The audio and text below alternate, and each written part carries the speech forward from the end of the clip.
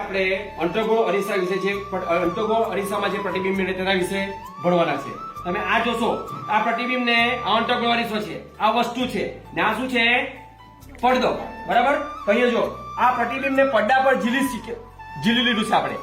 જે પ્રતિબિંબને પડદા પર ઝીલાય, જે પ્રતિબિંબને પડદા પર ઝીલી શકાય તે પ્રતિબિંબને કયું પ્રતિબિંબ કહેવામાં આવે?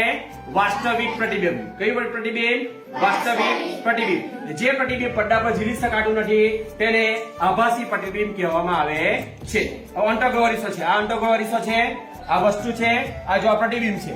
એટલે અંતર્ગોળ અરીસામાં પ્રતિબિંબ કેવું મળે? વસ્તુ કરતા નાનું કે મોટું અને સીધું કે ઉલટું, આ પ્રકારના પ્રતિબિંબ અંતર્ગોળ અરીસામાં મળે છે. બરાબર? જોઈ લો, અહીંયા ધ્યાન આપવા. આ જો દૂર લઈ જતા પ્રતિબિંબ જોજો, ઠીક હે ને? નાનું ને મોટું દેખાય.